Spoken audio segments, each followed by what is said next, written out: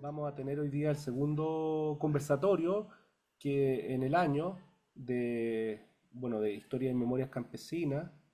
Estamos trabajando precisamente como núcleo de historia social popular, aliados con el Departamento de Historia y con el Fondo BIME de la Universidad de Santiago de Chile, y también con la Confederación Nacional Ranquil, en donde hacemos los conversatorios también en la Confederación. El último lo hicimos allá, y hoy día hicimos una versión ya más virtual, precisamente por una de las invitadas que vamos a tener, que está, si no me equivoco, en Salamanca. Sí. En Salamanca, o sea, eh, en la papa misma de lo que vamos a conversar el día de hoy. Sin más preámbulo, dejamos a Dolca para que nos comente parte de lo que es su investigación en torno al Valle del Chuapa. Muchas gracias, Nico, por ese pase. Bien, me presento, tal como decía Nicolás, mi nombre es Dolca Maguida, soy recientemente magíster en Historia de la USAT y les quiero compartir un poco de lo que es, o lo que fue mi tesis de grado y comentarles también cómo ingreso, cómo entro a esta problemática, cómo desde mi vivencia, en el fondo fui descubriendo cosas que creo que también es importante mencionar en términos de memorias campesinas.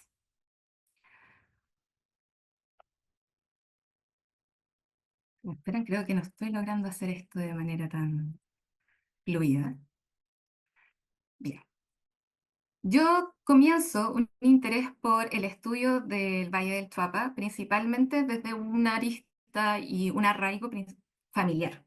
Es decir, yo provengo de una familia de un pueblo muy pequeño que se llama Tranquilla, que está al lado de Cuncumén, y comencé a preguntarme sobre cómo podía comprender el campo, las historias también campesinas de mi familia, con este presente. Por esto le pongo esta foto que creo que es un poco demostrativa del paisaje campesino que se está viendo en este momento. Lo que vemos detrás de las vaquitas es un tubo de la mina que cruza todas las parcelas, ¿ya? Ese fue un tubo que fue implementado hace más o menos unos 20 años y que en el fondo lo que hace es llevar el material desde la mina hasta transportarlo a la costa, es decir, cruzan todo el valle. Por ende, creo que si pensamos en el Valle del Chuapa, en su pasado, en lo que fue como movimiento importante de los campesinos y la posición donde está ahora, creo que puede darnos muchas luces de lo que es en el fondo la historia agraria y la historia campesina del país. Mi tesis estuvo centrada en Tranquilla y Cuncumén, pero la verdad creo que aprovechando que está también Iván acá y que estudio con Cumena en específico, me voy a centrar un poco más en Tranquilla. Y bueno, eso. Como título entonces, quiero ver aquellas resistencias del movimiento campesino y formas de adaptación campesina en el Valle del Chuapa entre el 64 y el 80 aproximadamente.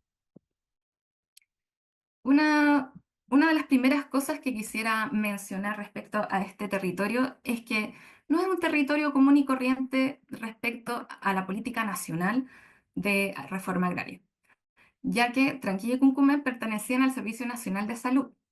Eso quiere decir que esas tierras estaban bajo un ente fiscal. Por ende, no era un territorio que estuviese tomado para algún particular privado como otros fondos, principalmente en el Valle Central o en el sur de Chile. Por eso, este estudio se hace en un territorio bastante singular que además, eh, posicionó y posibilitó que estas tierras fuesen entregadas a la Cora de una manera más rápida que el resto del territorio. Dado a que era una política nacional y que estaban probando en el fondo cómo hacer asentamientos de reforma agraria, estos fueron los primeros territorios en que se aplicaron estas medidas, estas políticas.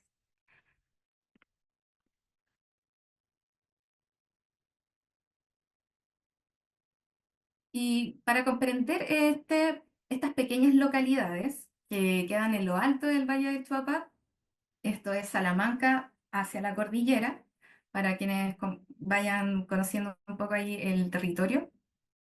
Este es más o menos el perfil geográfico que tiene la localidad. Si ustedes ven, es muy precordillerano, está arriba de los cerros, se alimenta principalmente del río Chuapa y tiene una historia del movimiento campesino bastante particular y que nació previamente a la reforma agraria. Dentro de una breve historia campesina de Tranquilla, podemos mencionar, por ejemplo, que se formaron sindicatos tempranamente durante el siglo XX. Para 1920 ya teníamos expresiones de eh, rebeliones campesinas dentro de estas localidades y que esos sindicatos no fueron creados o no se formaron solos, sino que también estuvo en contacto y en un flujo constante con el movimiento obrero y sus formas de funcionar. Fueron influenciados por la FOT, y por el Partido Comunista. En esta localidad en particular, el Partido Comunista fue muy, muy importante y fuerte. Pero también es importante ver que algunas de las maniobras del movimiento obrero se replicaron en esta zona, como por ejemplo la entrega de pliego de peticiones. Entonces, para 1923 ya tenemos una rebelión frente a la puerta del fundo para enfrentarse al patrón, de un movimiento importante, que fueron más o menos unas 200 personas que se enfrentaron en el Fundo de la Tranquilla, también en compañía de personas de Cuncumen, para presentar este pliego, y con lo que se encontraron fue que, de alguna manera, el patrón ya lo había escuchado, entonces estaba preparado y se enfrentaron a balazos. O sea, ellos recibieron balazos, ellos se enfrentaron de otra manera. Desde entonces hay una memoria campesina de lucha, hay una memoria campesina acerca de las formas de trabajo campesino que estuvieron antes de la reforma. Estamos hablando de abusos, de vejaciones, de jornadas largas de sol a sol para trabajar y por supuesto de muy bajos salarios. Todo ello fueron unas banderas de lucha por pagos más justos, por mejoras laborales y también por supuesto por el acceso a la tierra. Esta, esta tradición de movimiento campesino también se refleja en las huelgas que tuvieron cercano ya a la fecha de la reforma agraria. En el 57, por ejemplo, los fondos del Servicio Nacional de Salud, no tan solo en esta localidad, sino que a lo largo de Chile, porque no era tan solo este el territorio que tenía esa institución, se levantan, paran los fondos, es decir, un paro muy parecido a los que podía pasar en una fábrica, pero en el campo significa terminar, o sea, cortar importantemente la producción agrícola, por ejemplo. Por ende, vemos un repertorio del movimiento campesino que se va replicando y que tiene una larga data. Entre ellos, me gustaría mencionar, para poner más en carne y hueso a este sujeto campesino, a un sujeto en particular con el que me encontré sin saber nada de él antes, que es Juan Bruna, que fue un líder campesino. Fue un hombre que llegó desde las salitreras, por ende tenía una formación comunista muy importante, donde él aprendió en el fondo la formación de sindicatos, cómo llevar a cabo huelgas, tuvo puestos dirigenciales para entonces, y llega al Valle ya con estas ideas que vienen mucho más maceradas. Tuvo liderazgo en huelgas, negociaciones, pero también era un poeta. Perdón, mi garganta está fallando. También era poeta, lo cual creo que en términos de oralidad, para entender el campo, es muy importante. Estamos hablando de personas que en su mayoría eran analfabetas. Por ende, la construcción de ideas o la transmisión de ideas se hacía a través de la oralidad, con el canto, con la guitarra, todo lo que conlleva el juntarse, el socializar alrededor de una guitarra, también es transmisión de ideas y conocimiento. Y por ende, cuando revisamos esta poesía, podemos ver que se plasman también esperanzas, luchas, experiencias y opiniones. Y también tuvo un importante liderazgo en formar comités de asentamiento en Tranquilla y Cuncumbán. Por ejemplo, cuando Tranquilla pasó a ser asentamiento, él fue parte de este comité de la cooperativa. Aquí podemos ver algunos de sus escritos. La parte izquierda de la pantalla está la portada de este libro. Este fue un libro que Carlos Foresti hizo a partir de una entrevista que le hizo a Juan Bruna en el año 72 y que fue publicado en el 94 en Gotemburgo. Viajó este texto mucho tiempo, porque esto estaba pensado para publicarse en el Quimantú. Pero claramente el golpe de Estado no permitió que eso pudiese ser publicado de esa manera. Así que este texto estuvo escondido, según lo que me han contado los familiares de Bruna, estuvo escondido en la Universidad Playa durante muchos años, hasta que una persona del aseo de la playa de la UPLA pudo sacarlo y enviarlo y publicarlo. Y ahí vemos lo que podemos encontrar. No tan solo están sus escritos, su poesía, sino que también están sus pensamientos y una entrevista que, que denota de qué manera la organización campesina funcionaba cuando tenían una forma de tenencia mixta. Entonces acá tenemos, por ejemplo, algunos de sus escritos respecto a la reforma agraria y a cómo fueron los campesinos en el fondo quienes tuvieron que ir negociando para poder llevar a cabo la reforma agraria de la manera que ellos encontraban que era la más óptima. Esta reforma agraria tenía pensado una política llamada de asentamientos, y los asentamientos serían una medida transitoria. Esa medida transitoria, dentro de lo que cuenta Bruna, incluso dentro en las mismas asambleas, los campesinos llegaron a la conclusión de que la mejor forma de poder explotar la tierra entre todos era una forma mixta de la tenencia, es decir, una parte de la tierra iba a ser repartida para cada uno, para cada familia, y el resto de la tierra se iba a trabajar entre todos. Por ende, ese trabajo entre todos significaba también repartirse horarios laborales, tareas, sacar créditos en conjunto como sociedad con la CORA. Todo aquello permitió que efectivamente estos fondos pudiesen producir mucho más de lo que producían anteriormente con el Servicio Nacional de Salud. Entonces aquí tenemos la idea popular del trabajo colectivo. Es decir, fueron los mismos campesinos, aquellos que tuvieron una larga data de organización previa, quienes tomaron la decisión y pudieron experimentar el trabajo colectivo en tenencia mixta. Las cooperativas mixtas significaban que había un grupo de campesinos que eran elegidos por los asignatarios del asentamiento en conjunto con la CORA, quienes compartían la gestión. Esto permitía que tanto los campesinos como el Estado pudiesen aportar en la producción de esa tierra, porque ellos también sabían que si los dejaban solos, probablemente no podían producirla de la misma manera. Por ende, se formaron comités campesinos donde se organizaba el trabajo, las haciendas, los regadíos y todo lo que significa en el fondo el trabajo. También considerando a los pisantes, donde o sea, todos los cerros que vemos ahí también eran parte de estas reservas de tierra de la Cora que eran explotados por estos comités campesinos. Y por supuesto hubieron retos entre tensiones de la propiedad colectiva y la propiedad individual. Estas tensiones se dieron incluso entre parlamentarios quienes abogaban, por ejemplo, por la propiedad privada.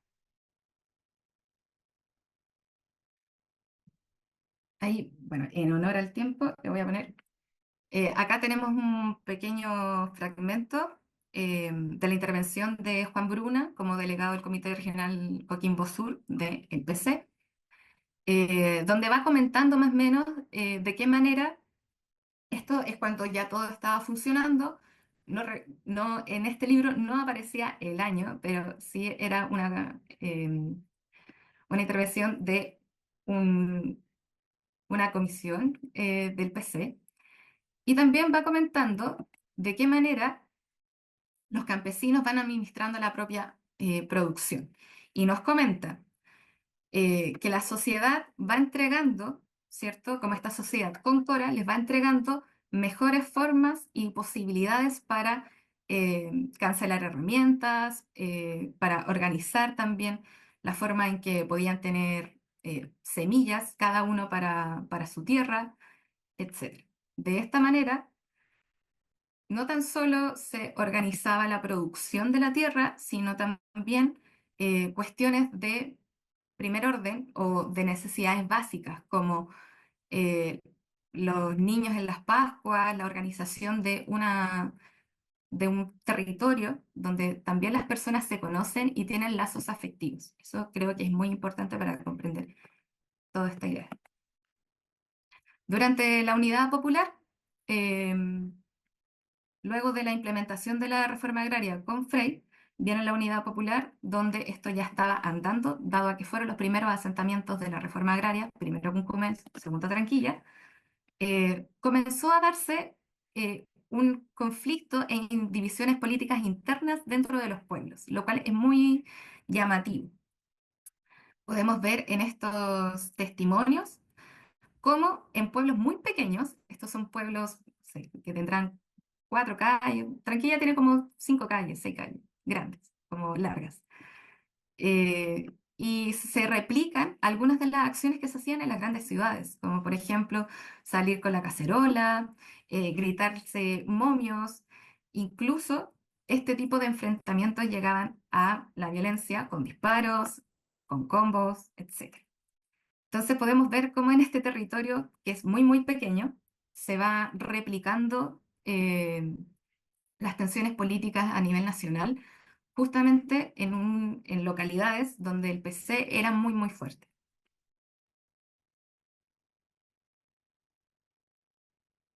Y finalmente llega la dictadura, y con la dictadura principalmente, o sea, hay muchas aristas de la dictadura que afectaron a el Valle del Chuapa.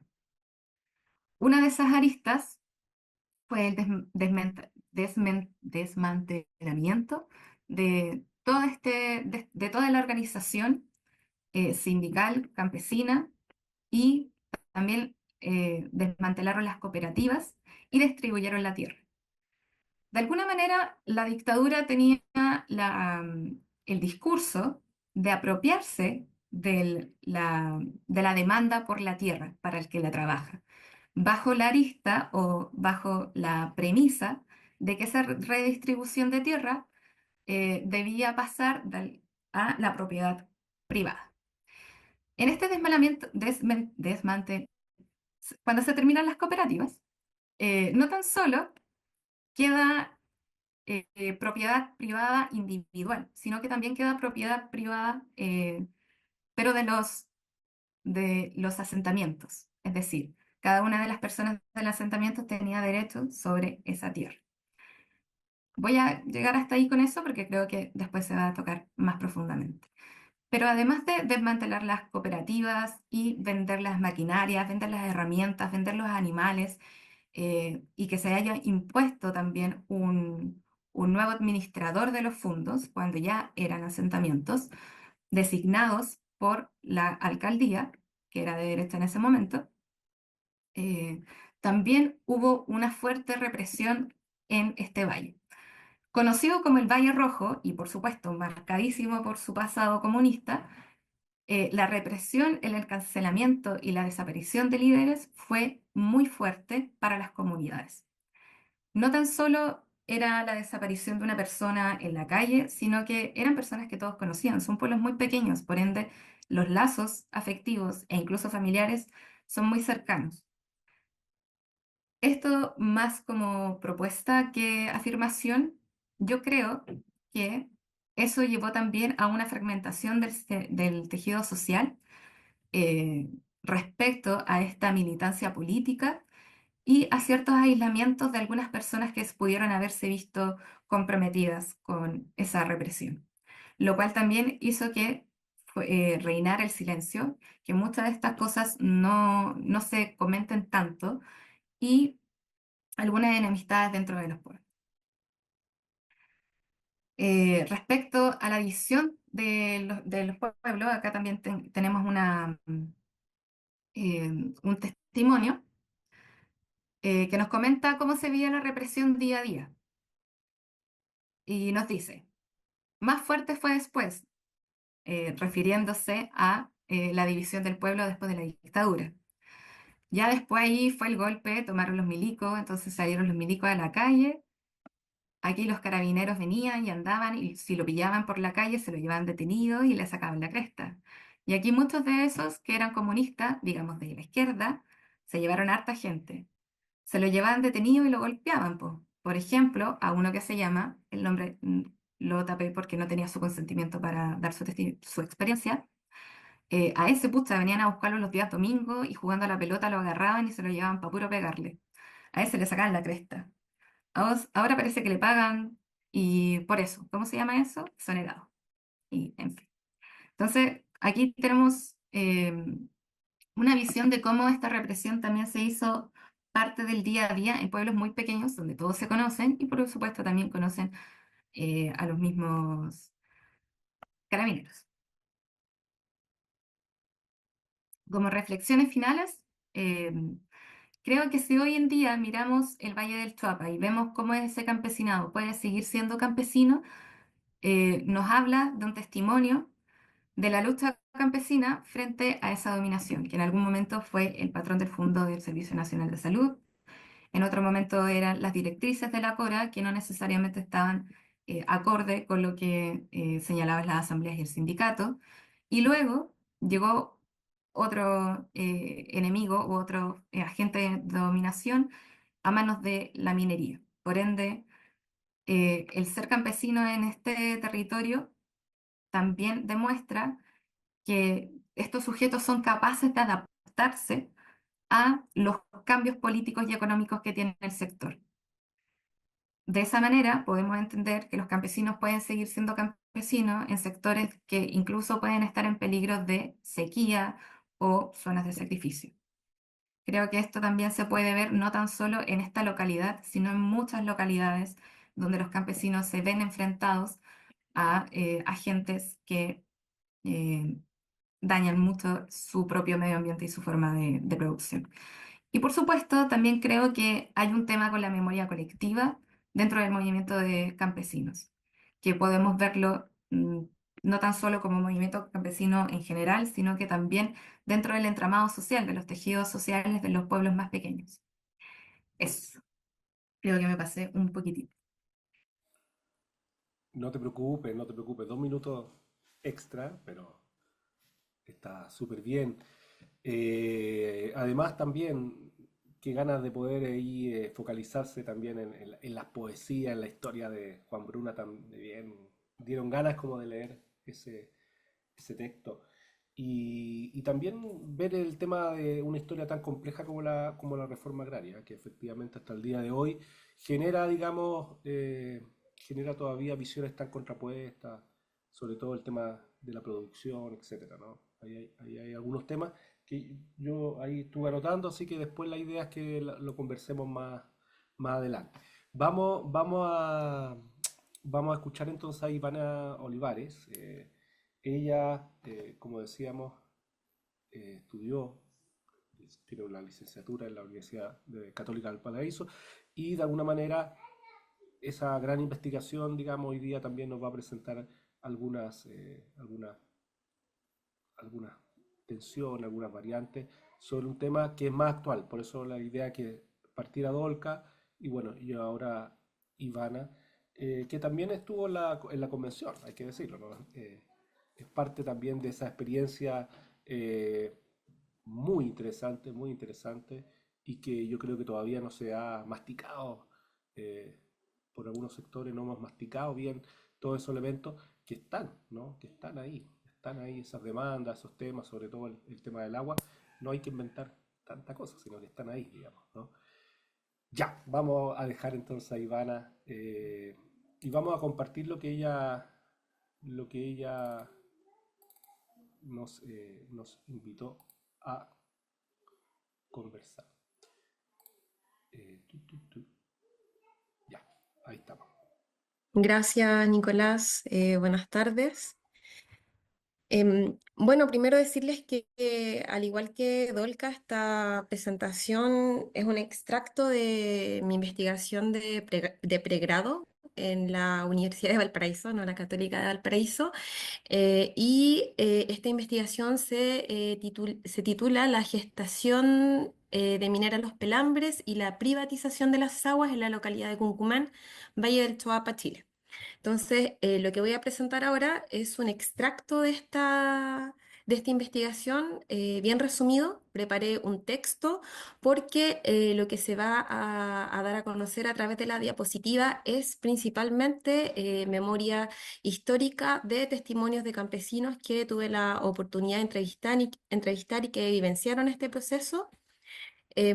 Así que para mí era muy importante porque no he tenido como muchas instancias de poder compartir estos testimonios. Entonces creo yo que más o menos ese es a propósito de que esta charla tiene que ver con las memorias campesinas. Creo que el énfasis también es que podamos observar y poder hacer como ejercicios de empatía histórica sobre lo que sucedió en la provincia del Choapa y la instalación de la megaminería.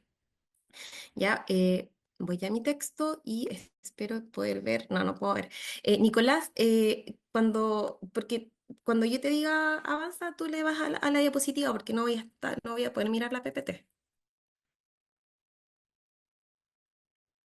Eh, ¿Está bien? Sí, no, tú me vas diciendo. Ya, ok, gracias. Bueno, el origen del mega extractivismo minero en Cuncumén y el Valle del Choapa se sitúa en la implementación del proyecto neoliberal en nuestro país y en la mayoría de los países del mundo. Creo yo que el ejemplo del Valle del Choapa es icónico al respecto, y por eso creo que es interesante poder ver cuáles son las aristas que constituyen la configuración del extractivismo en este territorio. Em, bueno, en el contexto de que Chile fue el propulsor de una cadena de cambios en América Latina liderados por el triunfo del capitalismo neoliberal sobre las políticas del estado de bienestar de la década de los 60. Em, la producción de normatividad, avanza nomás la diapositiva, donde aparece las fotos ahí de la Comisión Ortúzar y de la Junta Militar. Bueno, la producción de normatividad contribuyó notoriamente a desarrollar los lineamientos de la política neoliberal y la profundización del extractivismo. Es importante mencionar que esta aplicación jurídica fue posible debido a la acción legislativa de la Junta Militar, que reemplazó al Congreso Nacional en el ejercicio de la función legislativa desde el 11 de septiembre de 1973 hasta el 11 de marzo de 1990. En sus 17 años de gobierno, la Junta Militar concretó la dictación de una cantidad importante de decretos leyes y leyes en consonancia con su propósito de realizar un gobierno refundacional, estableciendo un nuevo modelo económico e institucional.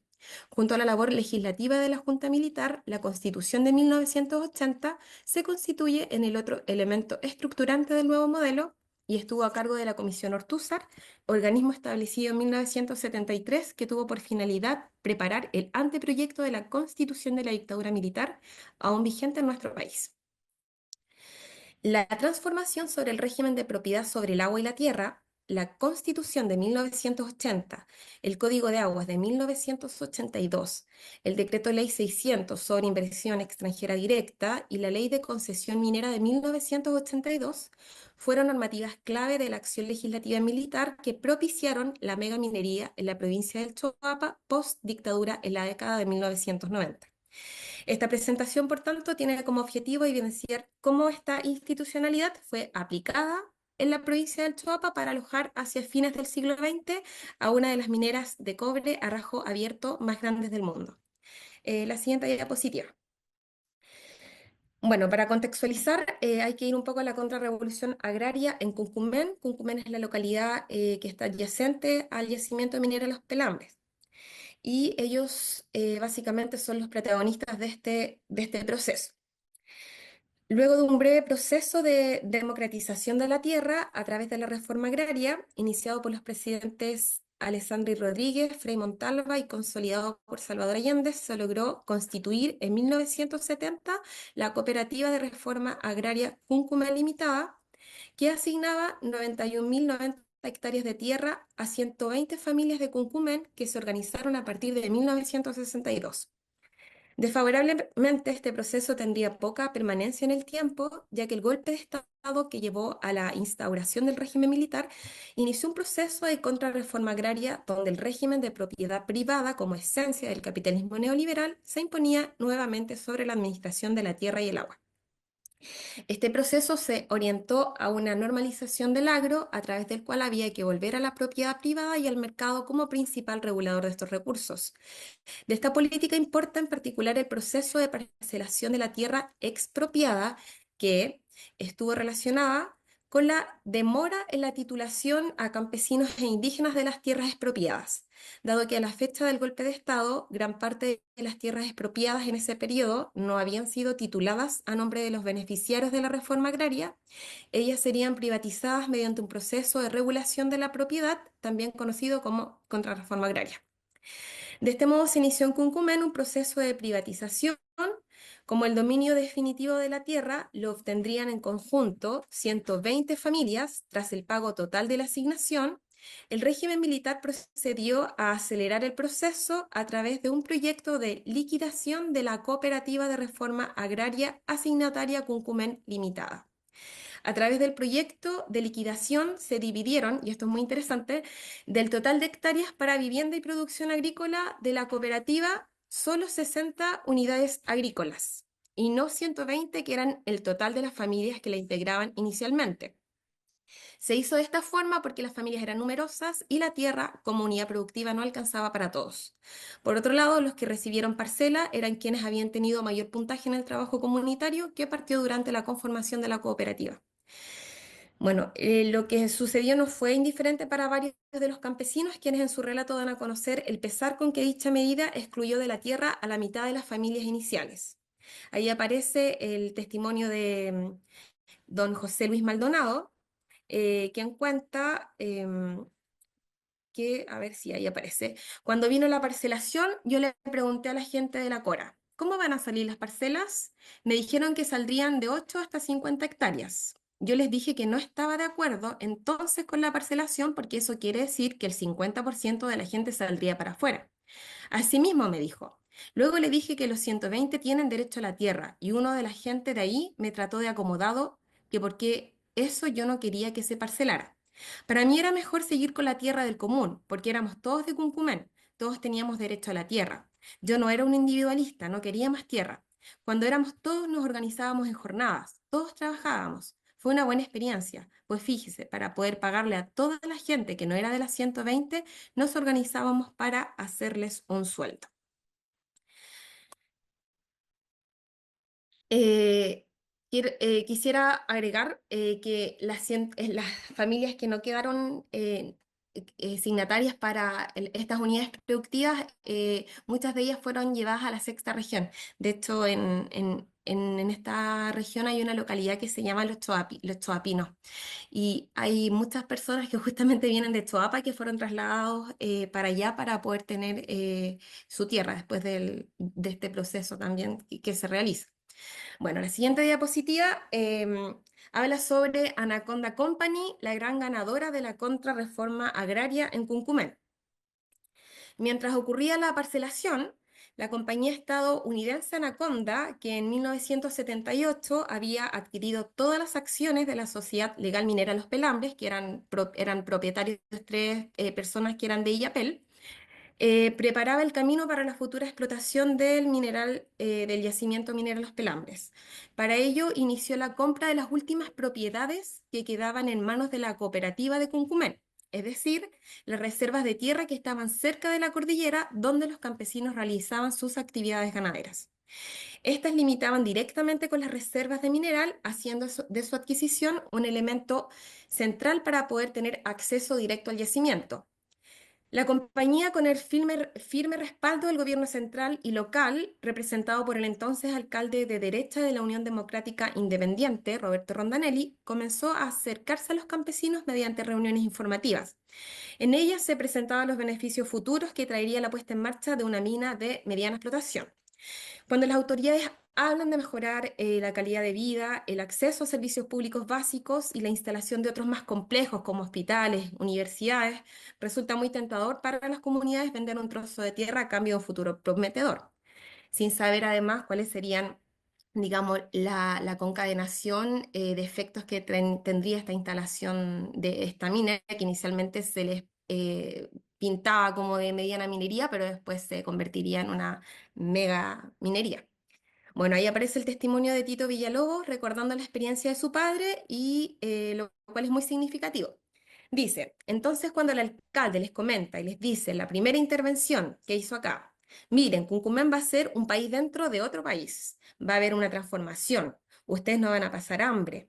En primer lugar, el yacimiento va a empezar a dar trabajo y los que no quieran trabajar en la tierra van a trabajar directamente en la compañía. Y los que van a trabajar la tierra son los que van a proveer el alimento, las verduras, la leche, los huevos, la carne. Nosotros instalaremos acá la infraestructura para las procesadoras de animales y poder llevar la carne a los gallos, el pan, todo. Y les dice, lo otro, sus hijos de aquí para allá van a tener la posibilidad de poder estudiar. Vamos a instalar liceos, profesores contratados por nosotros y una universidad y un hospital para Cuncumén. Esta es la mítica de la promesa de la minera. Todos los campesinos hablan de lo mismo, universidades, complejos de salud y muchos otros beneficios, con lo cual fueron convenciendo esta compra.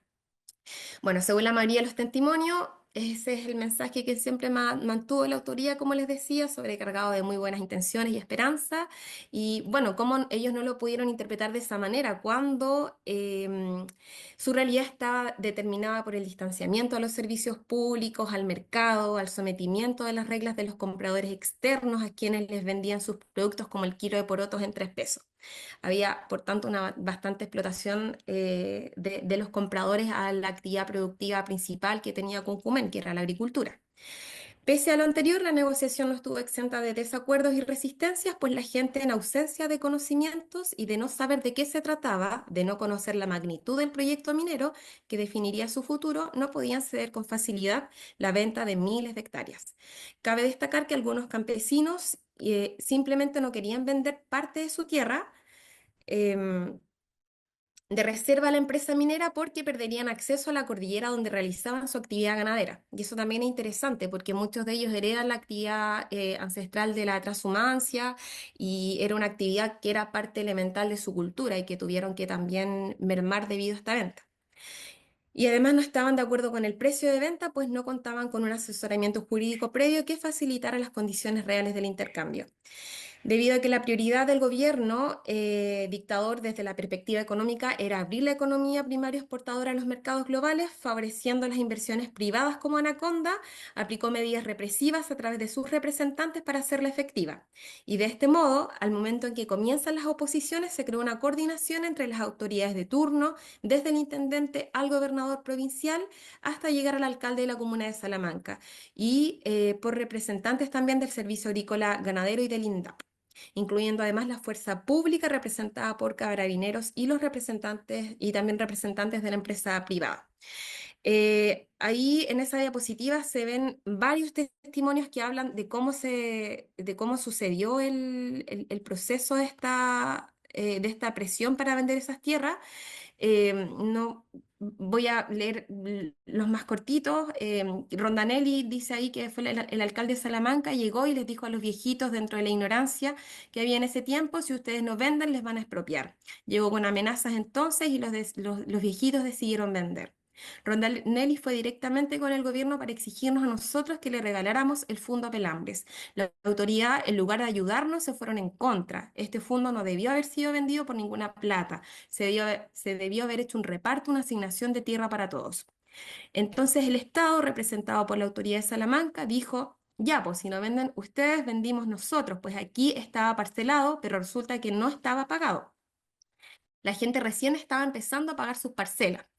El Estado nos amenazó diciendo que si no éramos nosotros, ellos venderían la cordillera, pues no teníamos ni título y en esas condiciones el Estado puede perfectamente vender. Por como les dije, ese fue también un problema de que no se llevó a cabo el dominio efectivo y fue una presión importante para que los campesinos tuvieran que vender estas tierras. Eh, la siguiente, por favor. Bueno, los campesinos fueron presionados, intimidados y amedrentados desde altas esferas y al, todo este aparataje que se arma refleja y puede hacer una radiografía de las condiciones en las cuales se encontraba Cuncumen y este conocimiento puso indiscutiblemente en ventaja a la empresa privada respaldada por el gobierno central y local. Em, no, retroceda, porfa, que me equivoqué. Por otro lado, la ausencia del dominio efectivo de la tierra volvía más vulnerable la situación de los campesinos, que es lo que les dije recientemente, por lo cual vender las tierras comunes que quedaban les aseguraba la propiedad sobre la tierra parcelada.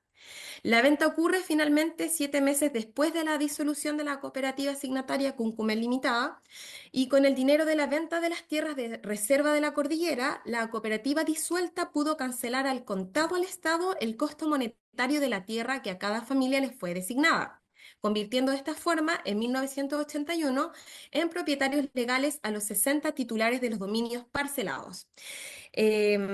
Bueno, Jacobo Aguilera relata, con la plata que logramos sacar, sacamos las cuentas y ya se podían pagar todas las parcelas y todos los sitios. Es decir, pagamos Cuncumen completo al Estado por lo que íbamos a recibir y quedaban algunas platitas para repartir. Así que optamos por vender a esa cantidad y fue la primera zona que pagó el contado todas sus parcelas, toda la tierra al Estado. Entonces quedamos como dueños oficiales de la tierra. ¿Y qué pasó con las aguas de los dominios de reserva vendidos? Que esto fue principalmente lo que a mí me interesaba estudiar en mi tesis de grado. Bueno, esto es súper interesante. La venta de las tierras de reserva se realizó como cuerpo cierto. Esto yo fui al conservador de bienes de raíces, así que vi todos estos certificados de compra-venta y es asombroso porque como esto se puso, esto se vende después de que es como la puesta en marcha del Código de Aguas. Y el Código de Aguas lo que hace es separar el dominio del agua de la tierra. Entonces, ¿qué hace la empresa Anaconda Company? Compra la tierra y en los títulos de dominio de la tierra aparecen que se vende con todo lo edificado, con todo lo planteado, con todo lo plantado y además con todas las acciones de agua. Entonces, se podría suponer que la empresa pagó por dichos derechos siguiendo las especificaciones de que, y que es lo que sucede ahora, que se compran los derechos por separado.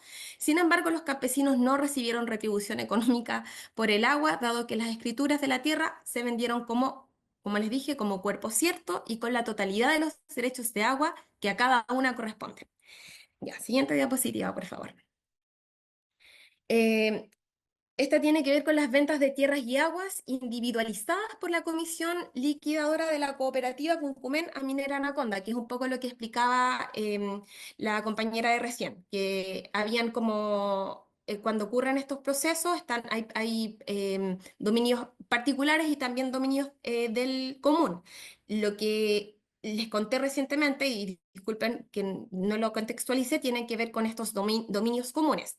Además, ocurrió una venta particular de 13 a 13 campesinos por parte de la empresa a unos terrenos que les facilitaban el acceso directo al yacimiento minero Los Pelambres para poder realizar la construcción de los caminos y para poder poner las futuras instalaciones de la planta de la planta moledora del mineral.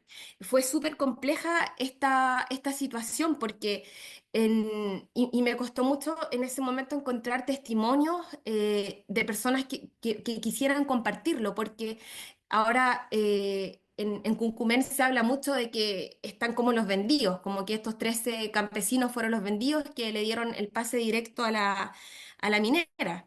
Em, entonces es algo y que también de cierta manera definió el futuro de todos, pero también hubo presiones, también fue complejo para los campesinos poder vivir ese proceso y ahí queda un extracto de lo de algo de lo que pude conseguir en ese momento que dice, bueno, también cuido en verdad la identidad de todos los informantes. Fueron 13 parcelas que tomó, yo empecé a resistir y quedé solo, empezaron a pescar de a uno, como había varios que estaban de acuerdo, les dieron lueguito y yo quedé solo y el último por cansancio tuve que ceder.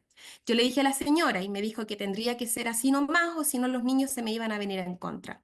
Y me convencieron diciendo que para arriba iba a haber una población, la minera iba a poner muy buenos colegios, iban a poner hospital, lo mismo que les dijo cuando venden las ventas del común, ¿no? La idea esta de que iban a mejorar las condiciones de Cuncumén y que les iban a comprar los porotos, el zapallo, la papa, todo. Y el mismo dice ahí, resulta que de todas esas garantías no hay ni uno, sí, de verdad han habido avances, pero hubo también bastante presión. Al final del relato dice que nos pagaron por la parcela que vendimos, yo recibí en ese tiempo 2.900.000, que fue en el año 80, por las 21 por los años 80, por las 21 hectáreas y por las 41 acciones de agua. Ven, ahí está como esto de que se vende. Oh, ya, quedan 5 minutos, ya me voy a poner. De que se venden juntas, pero no separadas como la nueva normativa está empezando a implementar. Em, ya, sigo con lo siguiente. Ya, y la siguiente diapositiva, por favor. Eh, la Dirección General de Aguas adjudica gratuitamente derechos de aprovechamiento minera Anaconda, que es también parte de la puesta en marcha del Código de Aguas.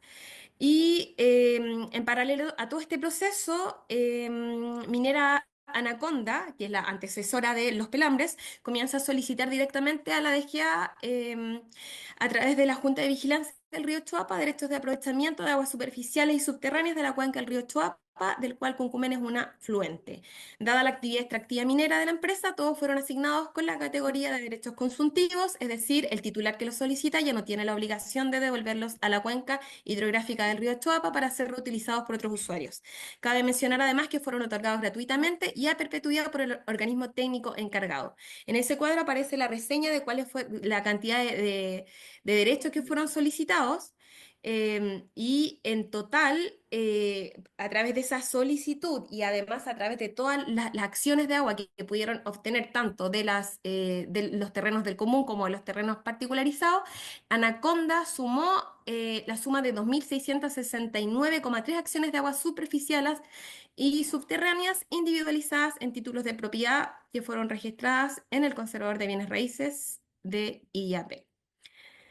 Y lo otro que quería compartirles, que con esto ya voy a terminar porque si no me voy con la ley de concesiones mineras, ya sería harto, pero me parece súper importante hablar sobre la siguiente que tiene que ver con el decreto ley 600 y la corporación Mitsubishi, que eso también fue bastante clave para el extractivismo en Choapa. Y bueno, es pertinente caracterizar este estatuto, pues a la larga definirá el inicio de la explotación.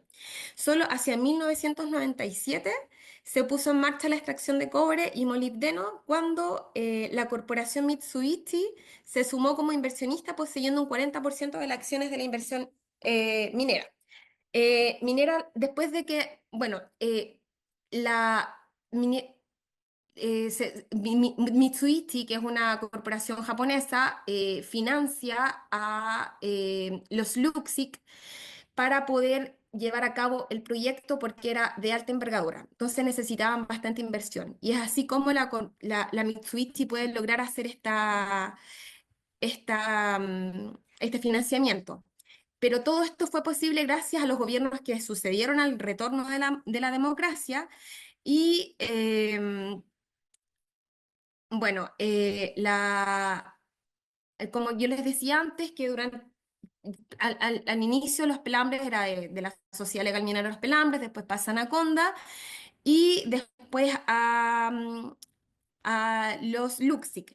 Hacia 1994, Arco, dueña de las acciones de Anaconda Cooper, consideró que dada la complejidad y los riesgos del proyecto de los pelambres, su rentabilidad no le resultaba atractiva. Procedió entonces a llamar a los posibles interesados en su compra en varios países y finalmente los compradores de las acciones de Anaconda fueron el Midland Bank de Gran Bretaña, la Star de Corea y el grupo Luxic en Chile. Sin embargo, al cabo de 2 años, el grupo Luxic era el dueño del 100% de Anaconda Chile y así como en el año 1996, la minera Anaconda en Chile transfiere todos los derechos al grupo Luxic que se dispuso a poner en marcha la extracción de la mina. Y para financiar el proyecto, el Comité de Inversiones Extranjeras Directas, que por eso era importante ponerlo ahí, se aprobó una inversión de 2.750 millones de dólares a cargo de 5 compañías japonesas lideradas por la corporación Mitsubishi. Y a partir de ese momento, Minera de los Pelambres pertenece a un 60% de Antofagasta PLC, que es el brazo minero del grupo Luxic, y en un 8, el 40% restante a la corporación Mitsubishi, que es un consorcio japonés integrado también por otras empresas. Bueno, después sigue lo que pasó con la ley de concesiones mineras, que puede adelantar la diapositiva, que la ley de concesiones mineras también es un brazo directo de lo que fue el nuevo código de minería, donde, bueno, el titular es dueño del yacimiento. Si bien el Estado tiene propiedad sobre todo los minerales de Chile, cuando están estos yacimientos en propiedad privada, ellos pasan automáticamente a ser titulares del yacimiento. Además, quien da el permiso de autorización es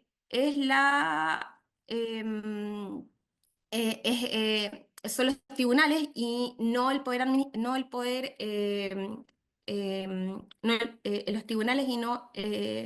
ay, se me fue. Bueno, lo otro que es lo más importante, que la ley de concesiones mineras protege el derecho de propiedad y es decir, el titular puede libremente usar, gozar, disponer de la concesión a su entera voluntad y por otra parte, que no puede ser privado de ella, sino por expropiación. Bueno, la siguiente diapositiva parece que es una imagen bonita que tenía que compartir del valle, que me gusta mucho, que pongo ahí que el Valle del Choapas es la transición climática más angosta de Chile. Entre el clima desértico y el Mediterráneo se encuentra el frágil verde andino oceánico. Es un valle muy particular en términos geográficos, territoriales. Es una barrera que resiste la desertificación y lamentablemente esta barrera está intervenida por la megaminería que interviene de Cordillera Mar y que, como les contaba, fue un proceso que se vive desde la dictadura militar y es una de las puestas en marcha en Chile y el mundo de estas políticas neoliberales y cómo cambia todo el marco normativo a nivel nacional para favorecer la ejecución de este tipo de inversiones a gran escala. Muchas gracias.